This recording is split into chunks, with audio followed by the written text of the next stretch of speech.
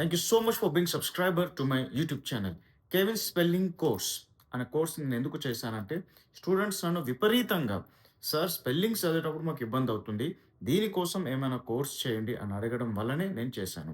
And ఏదో course చేయాలి, ఏదో స్పెల్లింగ్స్ ఇట్లా నేర్పియాలి అట్లా నేను చేయలేదు. నేను సిన్సియర్‌గా రిజల్ట్స్ తెప్పియాలి అంటే వీళ్ళతో ఏ పని చేయాలని మేము ఒక రిసర్చ్ చేసాము. సో, ఆ రిసర్చ్‌లో ఒక స్పెల్లింగ్‌ని ముక్కలు చేస్తే దాన్ని సిలబుల్స్ అంటాము. సో, ఈ సిలబుల్స్‌ని కరెక్ట్‌గా ఎలా గుర్తించాలి అని ఇబ్బందవుతుంది. ఫర్ ఎగ్జాంపుల్ ఇప్పుడు పీహెచ్ అని ఉంది. పీహెచ్‌ని ఏమని అంటాము?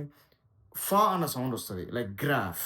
గ్రాఫ్ అనేటప్పుడు పీహెచ్ వచ్చేటప్పుడు దాన్ని మనం ఫా సౌండ్‌తో అంటున్నాము. కానీ అదే జీహెచ్ వచ్చేటప్పుడు ఇప్పుడు థాట్ అని ఉంది. ఇప్పుడు జీహెచ్ సైలెంట్ అయిపోయింది. సో, కేఎన్ అని ఉంది. కేఎన్ అని వచ్చేటప్పుడు నా సౌండ్ వస్తది. లైక్ నాలెడ్జ్, నో, న్యూ ఇలా. సో, ఈ సిలబుల్స్ ఐడెంటిఫికేషన్ కొంచెం తికమకగా ఉంది. దీనికి 2 కారణాలున్నాయి. ఒకటేంటంటే బ్రిటిష్ ఎంపైర్ ప్రపంచవ్యాప్తంగా దేశాల్ని ఆక్రమిస్తున్న ప్రయత్నంలో అక్కడ వాళ్ళు మాట్లాడడానికి ఏ భాష లేదు గాబట్టి, ఇంగ్లీష్‌ని అక్కడ ఉన్న జనాలపైన రుద్దారు. సో, వాళ్ళ మాతృభాష ప్రభావం అండ్ ఇంగ్లీష్ ఇట్లా ఇద్దరు ఇట్లా చేసుకొని అండ్ ఇంగ్లీష్ దండయాత్ర అనేది British empire, the great Britain empire దగ్గర నుంచి కాదు. దాని ముందు నుంచి కూడా చూసుకుంటే Anglo Saxon, French, German, Latin even Greek ఈ అన్ని భాషల ప్రభావం ఆహ్, ఏర్పడి లాస్ట్‌కి ఇంగ్లీష్ అని ఒకటి వచ్చింది. సో, దీనివల్లనే సౌండ్స్ కొంచెం కన్‌ఫ్యూజింగ్‌గా ఉంటాయి.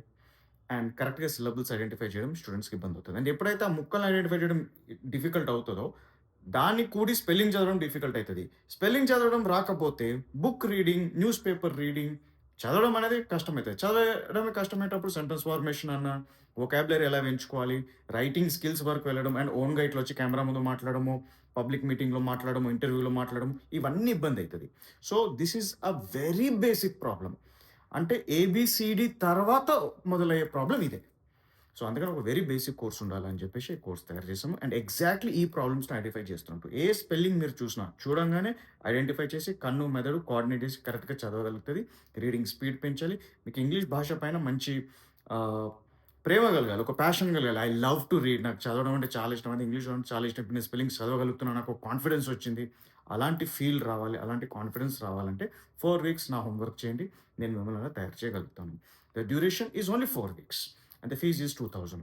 So, this is very reasonable fees. ఇలా ఆలోచించండి ఫస్ట్ క్లాస్ టు 10థ్ క్లాస్ మనకి ఇంగ్లీష్, సైన్స్, సోషల్, బయాలజీ ఏమైతే ఇంగ్లీష్ సబ్జెక్ట్‌లో ఏమేమి స్పెల్లింగ్స్ వస్తాయో అవన్నీ చదివినట్టే మిమ్మల్ని ట్రైన్ చేస్తున్నాను. సో, ఒక ఇంగ్లీష్ మీడియం స్టూడెంట్ ఎంత మంచిగా బయటపడతాడో స్పెల్లింగ్స్ చదవడంలో అలా మిమ్మల్ని తయారు చేస్తున్నాను. So, if you are really committed to take the spellings course then ping me on WhatsApp to take admission.